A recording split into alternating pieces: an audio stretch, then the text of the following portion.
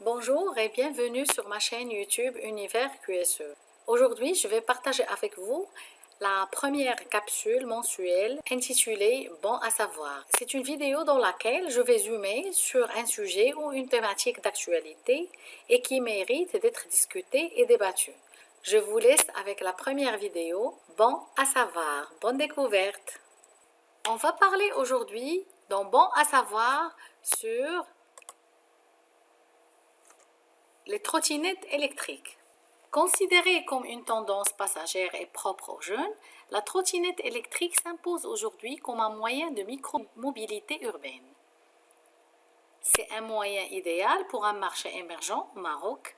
Aussi, c'est un phénomène de mode des dernières années, surtout après le Covid. Mais qu'en est-il par rapport aux règles d'usage qu'il faut savoir et avoir?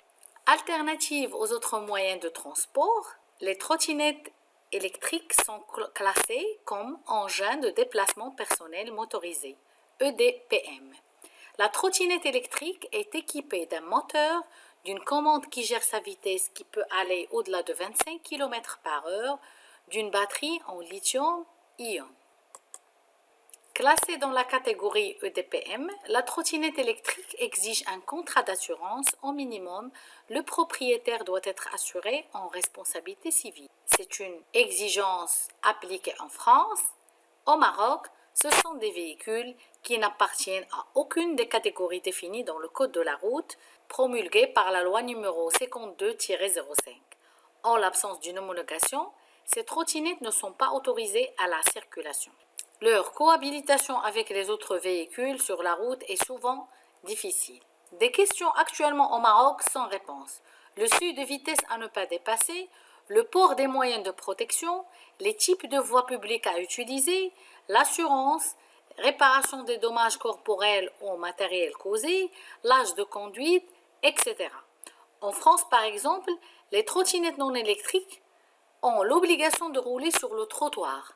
Pour les utilisateurs de trottinettes non électriques, ils sont considérés comme des piétons. Quel est le référentiel d'homologation de ces trottinettes? L'impératif d'homologation des trottinettes électriques est variable en fonction du niveau de vitesse. En France, pour une trottinette électrique dont la vitesse maximale est de 25 km/h, pas besoin d'engager une procédure d'homologation. Cela se justifie par le fait que toutes les trottinettes électriques dotées d'une vitesse maximale de 25 km/h sont systématiquement considérées comme homologuées par rapport aux normes européennes.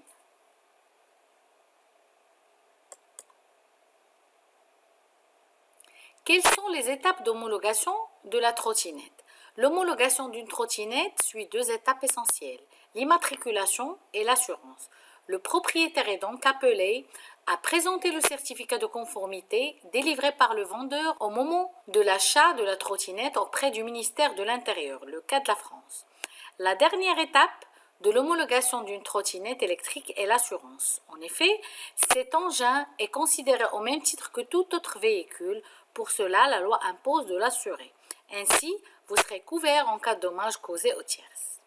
Les statistiques au Maroc montrent qu'en 2021, ces engins ont été impliqués dans 42 accidents corporels, dont 11 ont été enregistrés à Casablanca, provoquant globalement un décès, 4 cas graves et 39 blessés légers. Le ministère du Transport et de la Logistique a fait un grand pas sur la voie de la réglementation de ce secteur. La future réglementation concernera également l'encadrement du covoiturage.